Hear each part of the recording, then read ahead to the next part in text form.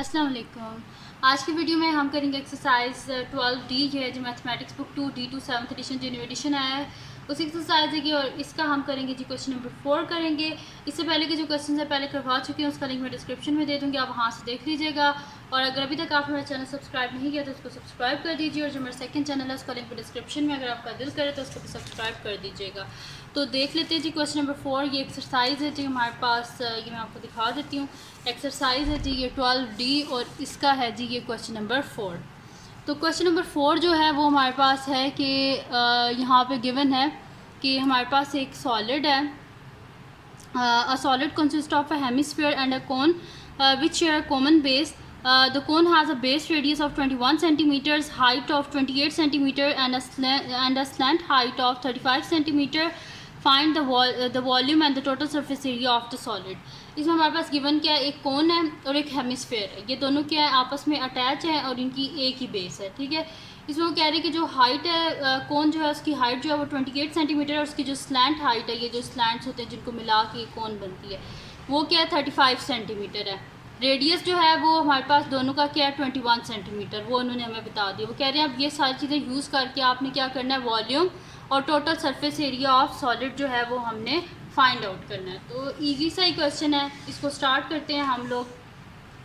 ठीक है, तो अब यहाँ पे हमारे पास क्या हो जाएगा, यहाँ पे मैं लिख लेती हूँ। सबसे पहले हमने क्या फाइंड आउट करना है, वॉल्यूम फाइंड आउट करना है। तो मैं यहाँ पे लिख देती हूँ, फर्स्ट पार्ट है हमारे पास, तो इसमें हमने वॉल्यूम फाइंड आउट करना है। तो मैं लिख देती हूँ कि वॉल्यूम ऑफ सॉलिड हमारे पास क्या है, volume of hemisphere plus volume of कोन। तो मैं यहाँ पे लिख देती हूँ और इसके सिंपल इनके फार्मूलाज यूज़ करेंगे और हम इसको सॉल्व कर लेंगे। ठीक है, तो मैं यहाँ पे लिख लेती हूँ कि volume of solid is equals to volume of solid is equals to हमारे पास क्या है, वॉल्यूम ऑफ हेमिस्फेयर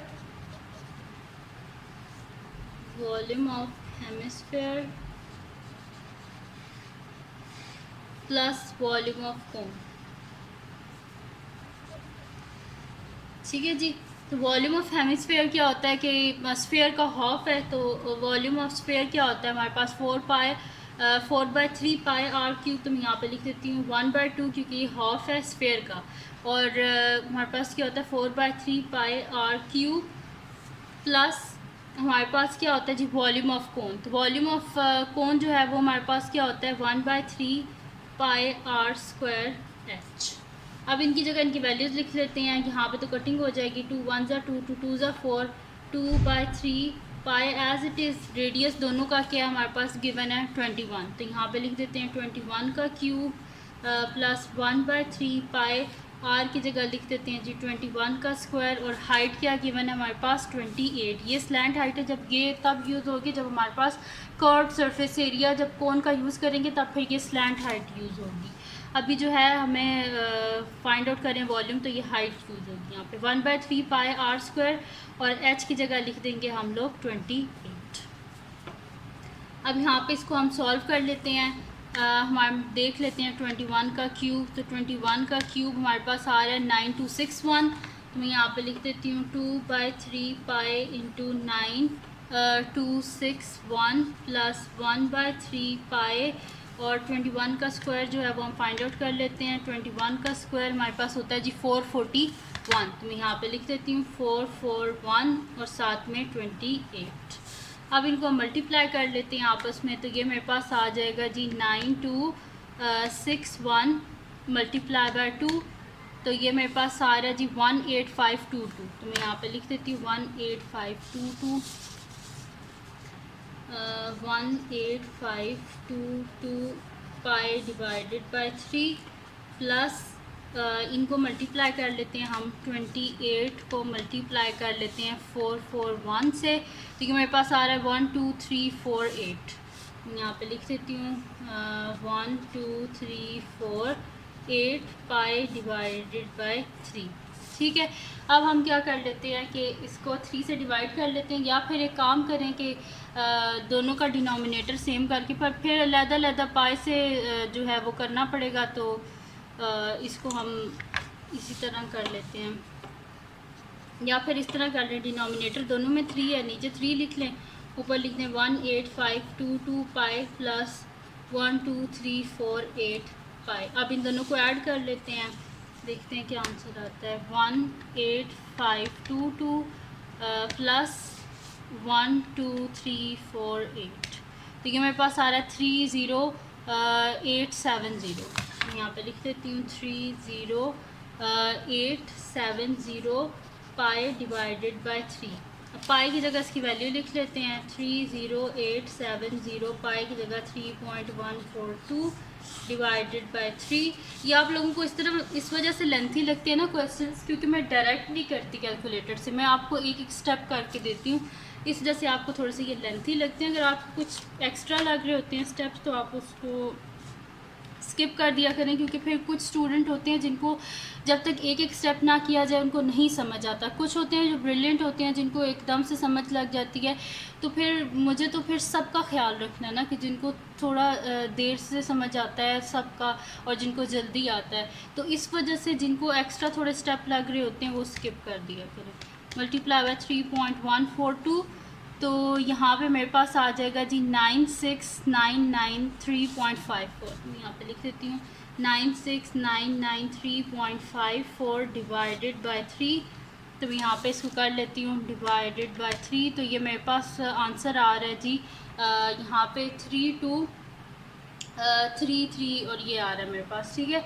अब मैं इसको लिख लेती हूँ जी 3 सिग्निफिकेंट फिगर्स तक। तो ये मेरे पास आ जाएगा जी यहाँ पे के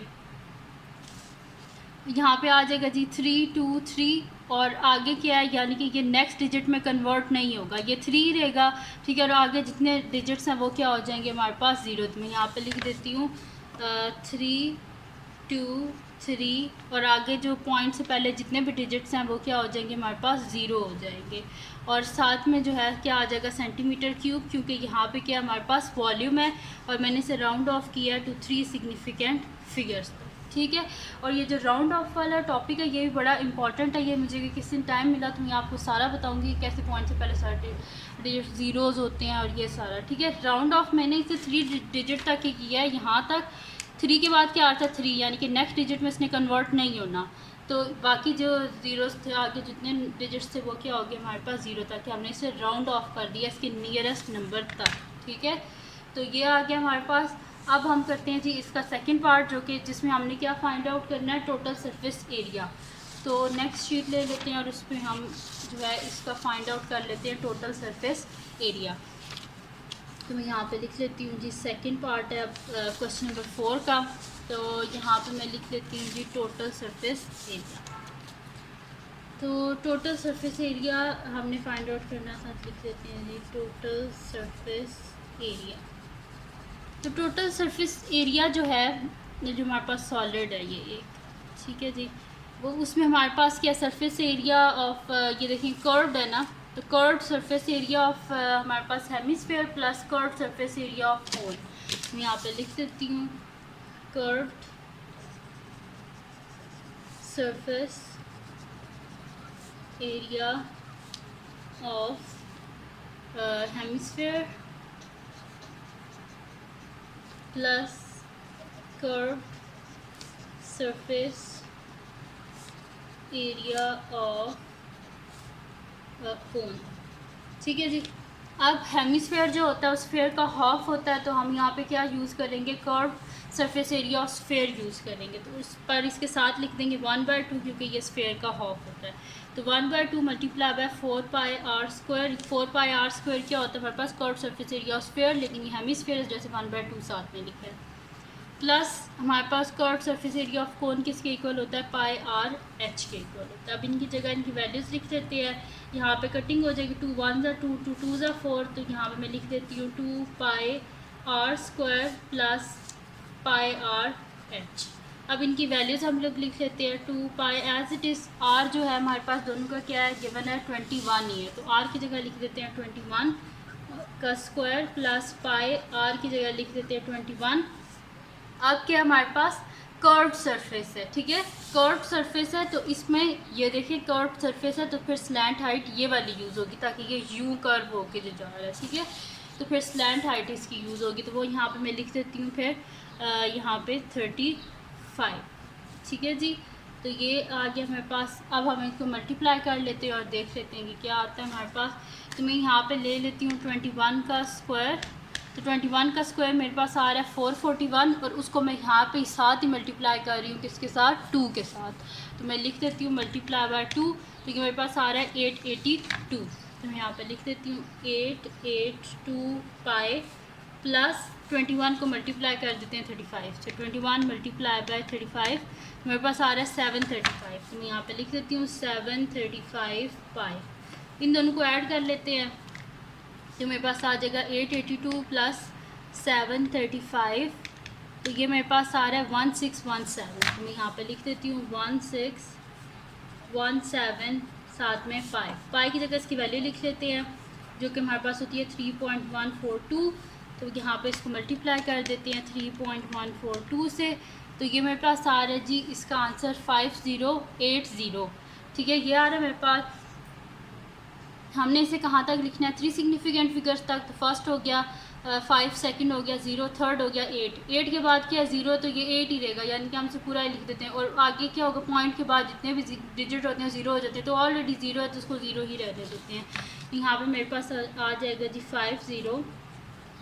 5080 और साथ में क्योंकि ये हमारे पास सरफेस यहाँ पे है जी एरिया हमारे पास, तो यहाँ पे इसके साथ हमारे पास क्या आ जाएगा जी सेंटीमीटर, साथ में सेंटीमीटर स्क्वायर आ जाएगा। ठीक है, तो मैं यहाँ पे लिख देती हूँ यहाँ पे सेंटीमीटर स्क्वायर।